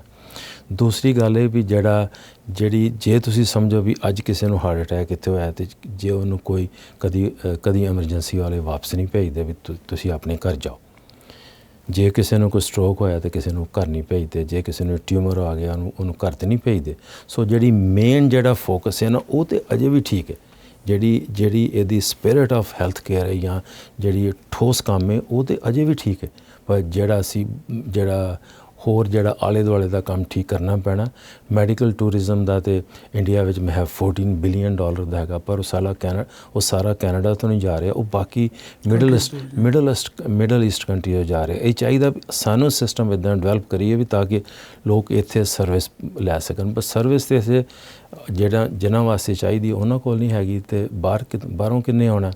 ਦੂਸਰੀ ਗੱਲ ਹੈ ਵੀ ਜਿਹੜਾ ਸਾਡਾ ਸਿਸਟਮ ਹੈ, ਇਹ ਹਰ ਇੱਕ ਬੰਦਾ ਜਦੋਂ ਧਰਤੀ 'ਤੇ ਪੈਰ ਲਾਉਂਦਾ, ਇਮੀਗ੍ਰੇਸ਼ਨ ਲੈ ਕੇ ਆ ਰਿਹਾ, ਹੈਲਥ ਕੇਅਰ ਸਰਵਿਸਿਜ਼ ਉਹਨਾਂ ਵਾਸਤੇ ਕਵਰ ਨੇ, ਕਾਨੂੰਨੀ ਤੌਰ 'ਤੇ ਕਵਰ ਨੇ। ਅਸੀਂ ਵੀ ਲੋਕ ਜਿਹੜੇ ਵੀ ਪ੍ਰੈਕਟਿਸ ਕਰਦੇ ਨੇ, ਉਹ ਪ੍ਰਾਈਵੇਟ ਕੇਅਰ ਨਹੀਂ ਚਾਰਜ ਕਰ ਸਕਦੇ ਐਜ਼ ਲੌਂਗ ਐਜ਼ ਹੈਲਥ ਕੇਅਰ। ਜੇ ਬਾਕੀ ਸਰਵਿਸਿਜ਼ ਨੇ ਉਹ ਵੱਖਰੀਆਂ ਨੇ। ਸੋ ਇਹ ਫਿਰ ਜੇ ਫੀ ਫਾਰ ਸਰਵਿਸ ਹੈਗੀ ਹੈ, ਜਿਹੜਾ ਮਾਡਲ ਬੜੀ ਦੇਰ ਤੋਂ ਚੱਲਦਾ ਪਿਆ ਸੀ, ਉਹ ਮਾਡਲ ਤਕਰੀਬਨ ਠੀਕ ਨਹੀਂ, ਤਾਂ ਹੀ ਇਹਨਾਂ ਬਦਲਿਆ ਹੁਣ। ਉਹ ਜਿਹੜਾ ਮਾਡਲ ਹੈ, ਮੈਂ ਸਮਝਦਾ ਵੀ ਇੱਥੋਂ ਲੈ ਕੇ ਬਾਕੀ ਪ੍ਰੋਵਿੰਸਾਂ ਵਿੱਚ ਵੀ ਉਹਨਾਂ ਨੇ ਉਹ ਕੰਮ ਕਰਨਾ। ਪਹਿਲਾਂ ਸਟੈਪ ਲੈਣ ਦੀ ਹੁੰਦੀ ਜ਼ਰੂਰਤ, ਇਹ ਸਰਕਾਰ ਨੇ ਸਟੈਪ ਲਿਆ, ਸੋ ਉਹ ਠੀਕ ਹੈ। 100% ਦੇ ਗੱਲਾਂ ਮੈਂ ਜਿਸ ਤਰ੍ਹਾਂ ਕਿਹਾ ਨਾ ਵੀ 84 ਵਾਲਾ ਕੰਮ ਤਾਂ ਹੈ ਨਹੀਂ। ਜਦੋਂ ਹੈਲਥ ਕੇਅਰ ਦਾ ਕੈਨੇਡਾ ਹੈਲਥ ਐਕਟ ਬਣਿਆ, ਜਿਸ ਤਰੀਕੇ ਨਾਲ ਇਸ ਚੀਜ਼ ਦਾ ਫੈਸਲਾ ਹੋਇਆ, ਜਿਸ ਤਰੀਕੇ ਨਾਲ ਫੰਡਿੰਗ ਹੁੰਦੀ ਰਹੀ, ਪਹਿਲਾਂ ਕਾਫੀ ਫੰਡਿੰਗ ਫਿਰ ਘਟਦੀ ਗਈ, ਫਿਰ ਵੱਧਦੀ ਗਈ। ਹੁਣ ਕਈ ਤਰ੍ਹਾਂ ਦੇ ਇਸ਼ੂ ਆ ਗਏ ਨੇ। ਹੁਣ mental health is a huge issue. ਮੈਨੂੰ ਪਤਾ ਵੀ ਜਦੋਂ ਮੈਂ ਸਰਕਾਰ ਵਿੱਚ ਸੀ 2001 ਦੇ ਵਿੱਚ, ਮੈਂ ਇਸ ਕੰਮ ਦਾ ਇੰਚਾਰਜ ਸੀ, ਮੈਨੂੰ ਪਤਾ ਕਿੱਡਾ ਵੱਡਾ ਇਸ਼ੂ ਹੈ। ਪਰ ਇਹਦੇ ਨਾਲ ਵੋਟਾਂ ਨਹੀਂ ਮਿਲਦੀਆਂ। ਇਹ ਮੁਸ਼ਕਿਲ ਬੜਾ ਕੰਮ ਹੈ, ਲੋਕਾਂ ਨਾਲ ਗੱਲਬਾਤ ਕਰਨੀ, ਸਰਵਿਸ ਪ੍ਰੋਵਾਈਡ ਕਰਨੀ ਆ। ਡਰੱਗ ਦੇ ਇਸ਼ੂਜ਼ ਆ ਗਏ, ਤੁਹਾਨੂੰ ਇਹਦੇ ਨਾਲ ਰੀਹੈਬਿਲਿਟੇਸ਼ਨ ਦੇ ਇਸ਼ੂਜ਼ ਆ ਗਏ, ਲੋਕਾਂ ਨੂੰ ਕਿਸ ਤਰ੍ਹਾਂ ਐਡਜਸਟ ਕਰਨਾ। ਹੁਣ ਡਰੱਗਸ ਦਾ ਨਵਾਂ ਇਸ਼ੂ ਹੋ ਗਿਆ ਸ਼ੁਰੂ, ਤੁਸੀਂ ਉਹਨੂੰ ਕਿਸ ਤਰੀਕੇ ਨਾਲ ਲੀਗਲ ਇਸ਼ੂਜ਼ ਬਣ ਜਾਣੇ ਨੇ, ਰੀਹੈਬਿਲਿਟੇਸ਼ਨ ਦੇ ਇਸ਼ੂ ਖੜੇ ਹੋਣੇ ਨੇ। ਸੋ ਡਾਕਟਰ ਸਾਹਿਬ, ਉਹੀ ਮੈਂ ਪੁੱਛਣ ਜਾ ਰਿਹਾ ਸੀ, ਤੁਸੀਂ ਗੱਲ ਕੀਤੀ ਹੈ ਕਿ ਡਰੱਗਸ ਦੀ ਜਿਹੜੀ ਡੀਕ੍ਰਿਮੀਨਲਾਈਜੇਸ਼ਨ ਕੀਤੀ ਹੈਗੀ ਹੈ, ਕਿ ਕੋਈ ਵੀ ਜਿਹੜਾ ਹੈਗਾ ਬੰਦਾ, ਹੁਣ ਉਹ ਥੋੜ੍ਹੀ ਸਮੋਲ ਕੁਆਂਟਿਟੀ ਜਿਹੜੀ 2.5 ਜਿਹੜੀ ਹੈਗੀ ਹੈ ਉਹ ਗ੍ਰਾਮਸ, ਉਹ ਡਰੱਗ ਕੈਰੀ ਕਰ ਸਕਦਾ। ਇਹ ਪੋਲਿਸੀ ਇਵੈਂਚੁਅਲੀ ਠੀਕ ਰਹੇਗੀ? ਦੇਖੋ, ਇਹ ਅਜੇ ਉਹਨਾਂ ਨੇ ਸ਼ੁਰੂ ਕੀਤੀ ਹੈ ਮੇਰੇ ਖਿਆਲ ਹਫ਼ਤਾ 3 ਸਾਲ ਵਾਸਤੇ ਐਕਸਪੈਰੀਮੈਂਟ ਲੱਗੇ ਨੇ ਕਰਨ। ਇਹ 2000 ਮੈਨੂੰ ਯਾਦ ਹੈ 2000 ਦੇ ਵਿੱਚ ਜਦੋਂ ਸਾਡੀ ਸਰਕਾਰ ਆਈ ਸੀ, ਉਦੋਂ ਜਿਹੜਾ IV ਪ੍ਰੋਗਰਾਮ ਸੀ, ਜਿਹੜਾ ਡਾਊਨਟਾਊਨ ਦੇ ਵਿੱਚ ਉਹ ਸ਼ੁਰੂ ਕੀਤਾ ਸੀ, ਉਹ ਵੀ ਯੂਰਪ ਤੋਂ ਲੈ ਕੇ ਆਏ ਸੀ ਕਿ ਜਿਹੜਾ ਲੋਕ ਡਰੱਗ ਐਡਿਕਟਸ ਨੇ, ਉਹ ਬਾਰ-ਬਾਰ ਨੀਡਲਾਂ ਦੂਸਰੀਆਂ ਯੂਜ਼ ਕਰਦੇ ਨੇ, ਬਿਮਾਰੀਆਂ ਫੈਲਦੀਆਂ, ਉਹਨਾਂ ਨੂੰ ਟਾਈਮ ਦਿਓ। ਇਹ ਹੁਣ ਜਿਹੜਾ ਇਹ ਮਾਡਲ ਹੈ, ਇਹਨਾਂ ਨੇ ਇਹਨੂੰ ਐਕਸਪੈਰੀਮੈਂਟ ਕਰਨਾ ਚਾਹੁੰਦੇ ਨੇ ਸਾਨੂੰ, ਕਿਉਂਕਿ ਵੇਖਣਾ ਪੈਣਾ ਵੀ ਇਹ ਕਿਸ ਪਾਸੇ ਜਾਏਗਾ, ਇਹਦਾ ਚੰਗਾ ਅਸਰ ਪੈਣਾ ਕਿ ਮਾੜਾ ਅਸਰ ਪੈਣਾ। ਪਰ ਕਿਸੇ ਵੀ ਪ੍ਰੋਗਰਾਮ ਨੂੰ ਜੱਜ ਕਰਨ ਤੋਂ ਪਹਿਲਾਂ ਟਾਈਮ 'ਤੇ ਦੇਣਾ ਪੈਣਾ। ਤੁਸੀਂ ਇਹ ਸੋਚਦੇ ਹੋ ਵੀ ਇੰਨੇ ਲੋਕਾਂ ਦੀ ਮੌਤ ਹੋ ਰਹੀ ਹੈ, ਆਪਾਂ ਰੋਜ਼ ਕਿਸੇ ਨੂੰ ਜਾ ਕੇ ਤੁਸੀਂ ਈਸਟ ਵੈਨਕੂਵਰ ਜਾ ਕੇ ਵੇਖੋ ਤਾਂ ਸਹੀ, ਜਿਹੜੇ ਹਾਲਾਤ ਨੇ, ਹਾਲਾਤ ਇੱਕ ਦਿਨ 'ਚ ਕ੍ਰੀਏਟ ਨਹੀਂ ਹੋਏ, ਅਤੇ ਨਾ ਹੀ ਇਹ ਸਰਕਾਰ ਨੇ, ਨਾ ਪਹਿਲੀ ਨੇ, ਦੂਜੀ ਨੇ, ਅਤੇ ਓਵਰ ਏ ਟਾਈਮ ਗੜਬੜ ਹੋ ਗਈ ਸਿਸਟਮ ਦੇ ਵਿੱਚ ਨਾ, ਧਿਆਨ ਨਹੀਂ ਕੀਤਾ ਗਿਆ, ਕਿਤੇ ਨਾ ਕਿਤੇ ਮਿਸ ਗੈਪਸ ਨੇ, ਅਤੇ ਉਹ ਇੱਕ ਦੂਜੇ ਨੂੰ ਬਲੇਮ ਕਰਨ ਦੇ ਗੈਪਸ, ਉਹਦੇ ਨਾਲ ਫਾਇਦਾ ਕੋਈ ਨਹੀਂ ਹੋਣਾ ਚਾਹੀਦਾ। ਵੀ ਇਹਨੂੰ ਸਾਰੇ ਤਰੀਕੇ ਨਾਲ ਕੰਮ ਕਰਨਾ ਚਾਹੀਦਾ, ਅਤੇ ਆਉਣ ਵਾਲਾ ਸਮਾਂ ਜਿਹੜਾ ਵੇਖੀਏ ਕੀ ਬਣਦਾ। ਪਰ ਜਿਹੜਾ ਜਿਸ ਤਰੀਕੇ 'ਤੇ ਕੈਨੇਡਾ ਦਾ ਇੱਕ ਬੜਾ ਵੱਡਾ ਨਾਂ ਸੀ ਹੈਲਥ ਕੇਅਰ ਦਾ, ਉਸ ਨਾਂ ਦੇ ਨੂੰ ਜਿਹੜਾ ਨਾ ਬੜਾ ਇਸ ਸਮੇਂ ਬੜਾ ਵੱਡਾ ਚੈਲੰਜ ਹੈ। ਤੁਹਾਡਾ ਸਵਾਲ ਸੀ, ਮੈਂ ਉੱਤੇ ਆ ਰਿਹਾ। ਬੜਾ ਵੱਡਾ ਚੈਲੰਜ ਹੈ। ਉਹ ਚੈਲੰਜ ਨੂੰ ਸਾਰੀਆਂ ਸਰਕਾਰਾਂ ਕਿਸ ਤਰ੍ਹਾਂ ਕਬੂਲ ਕਰਦੀਆਂ ਨੇ ਅਤੇ ਕੋਆਪਰੇਸ਼ਨ ਕਿਸ ਤਰ੍ਹਾਂ ਹੁੰਦਾ ਅਤੇ ਪੇਸ਼ੈਂਟ ਕੇਅਰ ਕਿਸ ਤਰ੍ਹਾਂ ਪ੍ਰੋਵਾਈਡ ਹੁੰਦੀ ਹੈ, ਅਤੇ ਉਹ ਜਿਹੜਾ ਨਾ ਆਉਣ ਵਾਲੇ ਸਮੇਂ ਦੇ ਵਿੱਚ ਲੋਕ ਵੇਖਣਗੇ ਵੀ ਕਿੰਨੀਆਂ ਚੇਂਜਸ ਆਉਂਦੀਆਂ। ਪਰ ਕੋਈ ਵੀ ਇਹਦੇ ਵਿੱਚੋਂ ਇੱਕ ਕੋਲੋਂ ਸਾਲਵ ਨਹੀਂ ਹੋਣੀ ਪ੍ਰੋਬਲਮ। ਨਾ ਹੀ ਕੋਈ ਕੈਨੇਡਾ ਵਿੱਚ ਨਾ ਨਹੀਂ ਕੋਈ ਜਿਹੜਾ ਰਾਇਲ ਕਮਿਸ਼ਨ ਵੀ ਬਹੁਤ ਦੇਰ ਹੋ ਗਈ ਹੈ, ਕਿਉਂਕਿ ਲੋਕਾਂ ਨਾਲ ਗੱਲਬਾਤ ਤਾਂ ਕਰਨੀ ਪੈਣੀ ਹੈ ਨਾ। ਤੁਸੀਂ ਕੀ ਚਾਹੁੰਦੇ ਹੋ, ਤੁਹਾਡੀ ਕੀ ਇੱਛਾ, ਤੁਹਾਡੀਆਂ ਕੀ ਮਰਜ਼ੀਜ਼ ਨੇ, ਕਿਹੜੀ ਚੀਜ਼ ਤੁਸੀਂ ਐਕਸੈਪਟ ਕਰਦੇ ਹੋ, ਕਿਹੜੀ ਮੈਡੀਕਲੀ ਨੈਸੈਸਿਟੀ ਜਿਹੜੀ ਨੈਸੈਸਰੀ ਹੈਗੀ ਸਰਵਿਸ ਉਹ ਕਿਹੜੀ ਹੈ। ਹੁਣ ਤਾਂ ਜਿਹੜਾ ਅੰਡਰ ਜਿਹੜਾ ਹੈ ਐਕਟ, ਹੁਣ ਤਾਂ ਐਮਰਜੈਂਸੀ ਕਵਰ ਕਰਦੇ ਨੇ, ਜਾਂ ਤੁਸੀਂ ਡਾਕਟਰਾਂ ਕੋਲ ਜਾਣਾ, ਉਹ ਜੋ ਡਾਕਟਰ ਲਿਖ ਕੇ ਦੇਗਾ ਉਹ ਕਵਰ ਕਰ ਦਿੰਦੇ। ਪਰ ਹੋਰ ਵੀ ਹੋ ਸਕਦਾ ਇਹਨੂੰ ਬਰੋਡਨ ਕਰਨਾ ਪਏ ਡੈਫੀਨੇਸ਼ਨ ਹੋਈ। ਡਾਕਟਰ ਸਾਹਿਬ, ਸਾਡੇ ਪਲੇਟਫਾਰਮ ਦੇ ਥਰੂ ਤੁਸੀਂ ਕੋਈ ਗਵਰਨਮੈਂਟ ਨੂੰ ਅਪੀਲ ਕਰਨੀ ਚਾਹੋ ਕਿ ਉਹ ਸਿਸਟਮ ਨੂੰ ਹੋਰ ਵਧੀਆ ਕਿਸ ਤਰ੍ਹਾਂ ਬਣਾ ਸਕਦੇ ਨੇ, ਉਹਦੇ ਬਾਰੇ 'ਚ ਕੁਝ? ਦੇਖੋ, ਆਪਾਂ ਸਾਰੇ ਲੋਕਾਂ ਨੂੰ ਮਿਲਨੇ ਆ, ਡਿਸਕਸ ਕਰਨੇ ਆ। ਮੈਂ ਸਾਰੀ ਗੱਲ ਤੁਹਾਨੂੰ ਐਕਸਪਲੇਨ ਕੀਤੀ ਹੈ ਵੀ ਇਸ ਸਿਸਟਮ ਦਾ ਇੱਕੋ ਤਰੀਕਾ ਸਾਲਵ ਕਰਨ ਦਾ, ਇਹ ਕੋਆਪਰੇਸ਼ਨ ਕਰਨੀ ਪੈਣੀ ਹੈ। ਇਹ ਕ੍ਰਿਟਿਸਿਜ਼ਮ ਇੱਕ ਦੂਜੇ ਨੂੰ ਕਰਕੇ ਗੱਲ ਨਹੀਂ ਬਣਨੀ। ਇਹ ਸਾਰਿਆਂ ਨੂੰ ਹੀ ਇਹਦੇ ਵਾਸਤੇ ਕੰਮ ਕਰਕੇ ਲੌਂਗ ਟਰਮ ਪਲਾਨ ਲੋਕਾਂ ਨੂੰ ਦੱਸਣੀ ਪੈਣੀ ਹੈ, ਐਕਸਪਲੇਨ ਕਰਨਾ ਪੈਣਾ ਵੀ ਆਹ ਸਿਸਟਮ ਹੈ, ਇਹਦੇ ਵਿੱਚ ਆਹ ਮੁਸ਼ਕਲਾਂ ਆ ਸਕਦੀਆਂ, ਥੋੜ੍ਹਾ ਜਿਹਾ ਹੌਸਲਾ ਰੱਖੋ। ਪਰ ਜਿਹੜੀ ਐਮਰਜੈਂਸੀ ਕੇਅਰ ਹੈ ਉਹਨੂੰ ਇੰਪਰੂਵ ਕਰਨ ਵਾਸਤੇ ਹੋਰ ਜਿਹੜਾ ਨਾ ਸਟ੍ਰੀਮਲਾਈਨ ਕਰਨਾ ਪੈਣਾ। ਪ੍ਰੋਫੈਸ਼ਨਲਜ਼ ਨੂੰ ਜਿਸ ਤਰ੍ਹਾਂ ਪਹਿਲਾਂ ਕਹਿ ਰਹੇ, ਹੁਣ ਸ਼ੁਰੂ 'ਚ ਪਿਛਲੇ ਕੁਛ ਮਹੀਨਿਆਂ ਤੋਂ ਧਿਆਨ ਦਿੱਤਾ ਜਾ ਰਿਹਾ, ਉਹਦੇ ਬਾਰੇ ਧਿਆਨ ਦੇਣ। ਜੇ ਕੋਈ ਮੇਰੀ ਓਪੀਨੀਅਨ ਪੁੱਛੇ, ਇੱਕ ਕਰੋ ਜਿਹੜੇ ਡਾਕਟਰਸ ਆ ਰਹੇ ਨੇ ਕਿਤੋਂ ਵੀ ਆਉਂਦੇ ਨੇ, ਪਹਿਲਾਂ ਉਹਨਾਂ ਨੂੰ ਦੱਸੋ ਵੀ ਤੁਸੀਂ ਇੱਥੇ ਆਉਣਾ, ਆਹ ਤੁਹਾਡੀ ਟ੍ਰੇਨਿੰਗ ਰੈਕੋਗਨਾਈਜ਼ ਹੈ, ਇਸ ਚੀਜ਼ ਨੂੰ ਤੁਸੀਂ ਅਪਗ੍ਰੇਡ ਕਰੋ ਜਾਂ ਕੋਈ ਸਿਸਟਮ ਇਹੋ ਜਿਹਾ ਇਸਟੈਬਲਿਸ਼ ਕਰੋ। ਅੱਜ ਕੱਲ੍ਹ ਤਾਂ ਜਿਹੜੀ ਹੈ ਟੈਕਨੋਲੋਜੀ ਇਸ ਤਰ੍ਹਾਂ ਫਿਜ਼ੀਕਲੀ ਸਪੇਸ 'ਤੇ ਕ੍ਰੀਏਟ ਕਰਨ ਦੀ ਜ਼ਰੂਰਤ ਨਹੀਂ। ਤੁਸੀਂ ਜੇ ਕਿਸੇ ਸਪੋਜ਼ ਵੀ 10 ਡਾਕਟਰ ਸਿਲੈਕਟ ਕੀਤੇ ਨੇ, ਉਹ 10 ਨੂੰ ਤੁਸੀਂ ਟੈਸਟ ਕਰ ਸਕਦੇ ਹੋ, ਲੌਂਗ ਡਿਸਟੈਂਸ ਵੀ ਉਹਨਾਂ ਨੂੰ ਟ੍ਰੇਨਿੰਗ ਪ੍ਰੋਵਾਈਡ ਕਰ ਸਕਦੇ ਹੋ। ਜਦੋਂ ਇੱਥੇ ਆਉਣ ਉਹਨਾਂ ਨੂੰ ਜ਼ਰੂਰ ਤੁਸੀਂ ਚੱਕਰਾਂ 'ਚ ਪਾਉਣਾ, ਫਿਰ ਤਾਂ ਕਿ ਲੋਕਾਂ ਨੂੰ ਪਤਾ ਹੋਏ ਵੀ ਅਸੀਂ ਆ ਰਹੇ ਹਾਂ। ਪਰ ਬਹੁਤਿਆਂ ਨੂੰ ਇਹ ਭੁਲੇਖਾ ਵੀ ਕੈਨੇਡਾ ਵਿੱਚ ਹੀ ਮੁਸ਼ਕਿਲ ਹੈ। ਆਸਟ੍ਰੇਲੀਆ 'ਚ ਜਾਂਦੇ ਉੱਥੇ ਵੀ ਤਾਂ ਐਗਜ਼ਾਮ ਦੇਣਾ ਪੈਣਾ, USA ਜਾਣਾ ਉੱਥੇ ਵੀ 2 ਐਗਜ਼ਾਮ ਦੇਣੇ ਪੈਣੇ, 3 ਦੇਣੇ ਪੈਣੇ ਐਗਜ਼ਾਮ। ਉਸ ਤੋਂ ਬਾਅਦ 4 ਸਾਲ ਦੀ ਟ੍ਰੇਨਿੰਗ ਕਰਨੀ ਪੈਣੀ ਹੈ। ਕੈਨੇਡਾ ਵਿੱਚ ਤਾਂ ਅਜੇ ਕੰਮ ਥੋੜ੍ਹਾ ਜਿਹਾ ਬਾਕੀ ਕੰਟਰੀਆਂ ਨਾਲੋਂ ਸੌਖਾ ਹੈ। ਇਹ ਦੇਖੋ ਵੀ 2 ਸਾਲ ਦੀ ਤੁਹਾਨੂੰ ਟ੍ਰੇਨਿੰਗ ਕਰਕੇ ਅਤੇ ਤੁਹਾਨੂੰ ਪ੍ਰੈਕਟਿਸ ਮਿਲ ਜਾਂਦੀ ਹੈ। ਇਹ ਬਹੁਤ ਅੱਛਾ ਕੰਮ ਹੈ। ਥੋੜ੍ਹਾ ਜਿਹਾ ਇਹਨੂੰ ਥੋੜ੍ਹੀ ਜਿਹੀ ਮੌਕਾ ਮਿਲਣ ਦੀ ਜ਼ਰੂਰਤ ਹੈ, ਠੀਕ ਹੋ ਜਾਣਾ ਕੰਮ। ਅਤੇ ਹੁਣ ਦੇਖੋ ਫੋਰ ਐਗਜ਼ਾਮਪਲ ਵੀ ਜੇ ਤੁਸੀਂ ਇੰਡੀਆ 'ਚ ਜਾ ਕੇ ਪ੍ਰੈਕਟਿਸ ਕਰਨੀ ਹੈ, ਤੁਹਾਨੂੰ ਉੱਥੇ ਵੀ ਲਾਇਸੈਂਸ ਰੀਨਿਊ ਕਰਾਉਣਾ ਪੈਂਦਾ। ਸਾਰੀ ਇਨਫੋਰਮੇਸ਼ਨ ਲੈ ਰਹੇ ਨੇ ਤੁਹਾਡੇ ਤੋਂ ਹੁਣ ਦੁਬਾਰਾ। ਸੋ ਮੈਂ ਸਮਝਦਾ ਵੀ ਇਹਦਾ ਕਾਫੀ ਨੇ ਤਰੀਕੇ, ਪਰ ਕੋਈ ਕਿਸੇ ਇੱਕ ਕੋਲ ਤਾਂ ਆਨਸਰ ਹੈ ਨਹੀਂ, ਤਾਂ ਨਾ ਹੀ ਕੋਈ ਜੀਨੀਅਸ ਮੈਨੂੰ ਕੋਈ ਜਾਪਦਾ ਵੀ ਇੱਕ ਬੰਦਾ ਬੈਠਾ ਬੜੀ ਉਹਦੇ ਕੋਲ ਉਹ ਖਾਸ ਮੰਤਰ ਹੈ, ਉਹ ਤਾਂ ਹੋਣਾ ਨਹੀਂ। ਇਹ ਟਾਈਮ ਨਾਲ ਸੋਲਵ ਹੋਣਾ। ਪਰ ਜਿੱਥੇ ਜਿਹੜਾ ਕੈਨੇਡਾ ਦਾ ਜਿਹੜਾ ਸਿਸਟਮ ਹੈ ਅਜੇ ਵੀ ਬਹੁਤ ਅੱਛੇ ਤਰੀਕੇ 'ਚ ਬੈਠੇ ਹਾਂ। It's not 100% there. ਮੈਂ ਜਿਸ ਤਰ੍ਹਾਂ ਦੱਸਿਆ ਵੀ ਪਿਛਲੇ 30-35 ਸਾਲਾਂ 'ਚ ਹੌਲੀ ਹੌਲੀ ਗੜਬੜ ਹੁੰਦੀ ਇੱਕ ਸਟੇਜ 'ਤੇ ਪਹੁੰਚ ਗਿਆ ਵੀ ਹੁਣ ਸਾਰੇ ਇਹਨੂੰ ਐਡਮਿਟ ਕਰਦੇ ਪਏ ਨੇ ਵੀ ਸਿਸਟਮ ਗੜਬੜ ਹੋ ਗਈ, ਇਹਨੂੰ ਠੀਕ ਕਰੀਏ ਸਾਰੇ ਮਿਲ ਕੇ। ਅਤੇ ਅਸੀਂ ਸਾਰੇ ਮਿਲ ਜੁਲ ਕੇ ਇਹਨੂੰ ਅਸੀਂ ਹੈਲਪ ਕਰਨਾ ਚਾਹੁੰਦੇ ਹਾਂ। ਇੱਕ ਦੂਜੇ ਹੈਲਪ ਕੀ, ਅਸੀਂ ਪ੍ਰੋਫੈਸ਼ਨਲ ਅਤੇ ਇੱਕੋ ਹੈਲਪ ਕਰ ਸਕਦੇ ਹਾਂ ਵੀ ਜਿਨ੍ਹਾਂ ਮਰੀਜ਼ਾਂ ਨੂੰ ਦੇਖਦੇ ਹਾਂ ਉਹਨਾਂ ਨੂੰ ਅਸੀਂ ਚੰਗੀ ਸਰਵਿਸ ਪ੍ਰੋਵਾਈਡ ਕਰੀਏ, ਤਾਂ ਹੀ ਉਹਨਾਂ ਦੀ ਕੁਆਲਿਟੀ ਆਫ ਕੇਅਰ ਇੰਪਰੂਵ ਹੋਏਗੀ ਅਤੇ ਉਹਨਾਂ ਦੀ ਤਾਂ ਹੀ ਜਿਹੜੀ ਆਉਣ ਵਾਲੀ ਸਿਹਤ ਠੀਕ ਹੋਏਗੀ। ਜੇ ਇੱਕ ਵੀ ਪੇਸ਼ੈਂਟ ਡਾਇਬੈਟਿਕ ਪੇਸ਼ੈਂਟ ਇਹ ਪ੍ਰੋਪਰ ਨਹੀਂ ਮੈਨੇਜ ਹੁੰਦਾ, ਉਹਦੇ ਖਰਚੇ ਦੇਖ ਲਓ ਕਿੰਨੇ, ਉਹਦੇ ਹਾਰਟ ਦੇ ਇਸ਼ੂਜ਼ ਖੜੇ ਹੋ ਜਾਂਦੇ ਨੇ, ਉਹਦੇ ਕਿਡਨੀ ਫੇਲੀਅਰ ਹੋ ਗਈ, ਉਹਦੇ ਡਾਇਲਿਸਿਸ ਦਾ ਖਰਚਾ ਆ ਗਿਆ, ਉਹਦਾ ਆਪਰੇਸ਼ਨ ਹੋ ਗਿਆ, ਉਹਨੂੰ ਇੱਥੇ ਲੈ ਗਏ ਉੱਥੇ ਲੈ ਗਏ, ਕਈ ਗੱਲਾਂ ਨੇ। ਸੋ ਇਸ ਕਰਕੇ ਥੋੜ੍ਹੀ ਜਿਹੀ ਝਾਤੀ ਪਿੱਛੇ ਮਾਰ ਲਈਏ ਜਿੱਥੋਂ ਅਸੀਂ ਆਏ ਹਾਂ, ਅਤੇ ਜਿਹੜੀ ਜਗ੍ਹਾ 'ਤੇ ਅਸੀਂ ਆਏ ਹਾਂ ਉਹਨੂੰ ਵੀ ਵੇਖ ਲਈਏ ਵੀ ਕੰਪੇਅਰ ਕਰ ਲਓ ਅਤੇ ਕਿੱਥੇ ਆਪਾਂ ਖੜ੍ਹੇ ਹਾਂ। ਪਰ ਇਹ ਕੋਈ ਮਾੜਾ ਸਿਸਟਮ ਨਹੀਂ ਹੈਗਾ, ਇਟਸ ਨਾਟ ਪਰਫੈਕਟ। ਬਟ ਜੇ ਤੁਸੀਂ ਕਹੋ ਵੀ ਇਸ ਸਿਸਟਮ ਸਾਰਾ ਹੀ ਗੜਬੜ ਹੋ ਗਈ, ਟੁੱਟ ਭੱਜ ਹੋ ਗਈ, ਉਹ ਠੀਕ ਨਹੀਂ ਹੈਗਾ। ਥੈਂਕ ਯੂ ਵੈਰੀ ਮਚ ਜੀ ਡਾਕਟਰ ਸਾਹਿਬ, ਸਾਡੇ ਨਾਲ ਗੱਲ ਕਰਨ ਲਈ ਬਹੁਤ ਬਹੁਤ ਸ਼ੁਕਰੀਆ ਤੁਹਾਡਾ। ਥੈਂਕ ਯੂ ਜੀ।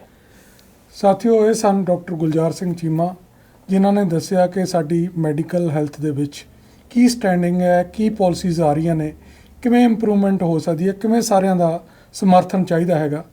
ਉਮੀਦ ਕਰਦੇ ਹਾਂ ਕਿ ਜਿਹੜਾ ਹੈਲਥ ਇਸ਼ੂ ਆਉਣ ਵਾਲੇ ਟਾਈਮ 'ਚ ਰਿਜ਼ੋਲਵ ਹੋਏਗਾ, ਲੋਕਾਂ ਨੂੰ ਬਿਹਤਰ ਸਿਹਤ ਦੇ ਜਿਹੜੇ ਮੌਕੇ ਨੇ ਉਹ ਮੁਹੱਈਆ ਹੋਣਗੇ।